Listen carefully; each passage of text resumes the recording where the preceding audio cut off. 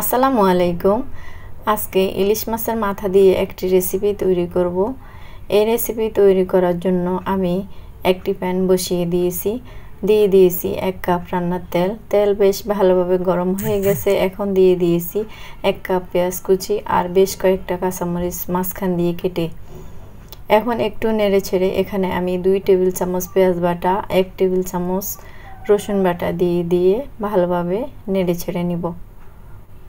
আর এখন দিয়ে দিব পরিমাণ মতো লবণ, হলুদের গুঁড়া, হাফ চা চামচ মরিচের গুঁড়া, সব কিছু হাফ চা চামচ করে দিয়েছি আমি। ধনে গুঁড়া হাফ চা চামচ, জিরার গুঁড়া হাফ চা চামচ। একটু নেড়ে ছেড়ে হাফ কাপ গরম পানি দিয়ে মশলা খুব ভালোভাবে কষিয়ে নিব তেল উপরে ভেসে আসা পর্যন্ত। মশলা ভাজা হয়ে গেছে। এখন আমি দিয়ে দিব মাছের মাথা। এখানে 2টা মাছের মাথা আছে, আমি কেটে ধুয়ে পরিষ্কার করে নিয়েছি। এখন একটু উল্টে পাল্টে দিব।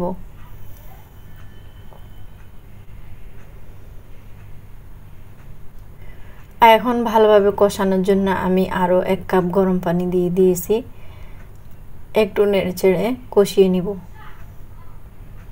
মাছের মাথা কষানো হয়ে গেলে মাথাগুলো উঠিয়ে আলাদা করে রেখে দিব।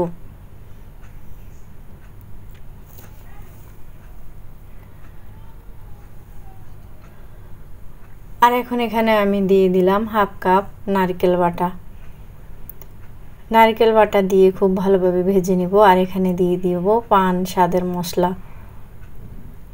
মশলা খুব ভালোভাবে ভেজে নিয়ে এখানে 1 কাপ ভেজে রাখা মুগ ডাল ধুয়ে পরিষ্কার করে পানি ঝরিয়ে রেখেছিলাম 15 মিনিটের মতো।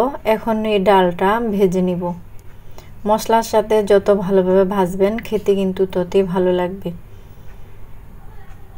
ডাল ভাজা হয়ে গেলে আমি এখানে দিয়ে দিব 4 কাপ পরিমাণ গরম পানি।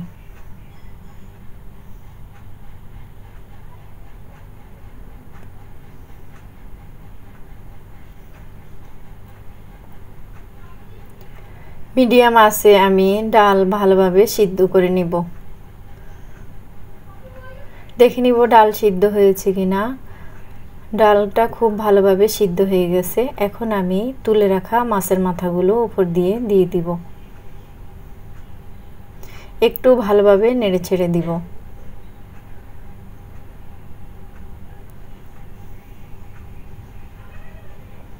এখন আমি মিডিয়াম আঁচে 10 মিনিট রান্না করে নিব। এই রেসিপিটি ভীষণই মজার হয় খেতে, আপনারা ট্রাই করতে পারেন। রেসিপিটি মোটামুটি রেডি হয়ে গেছে। আমার রান্না কমপ্লিট। এখন পরিবেশন করে নেব। কেমন হয়েছে জানাবেন। সময় নিয়ে এতক্ষণ ভিডিওটি দেখার জন্য সকলকে অসংখ্য ধন্যবাদ। যদি ভালো লাগে শেয়ার করার অনুরোধ রইল। আল্লাহ হাফেজ। আসসালামু আলাইকুম।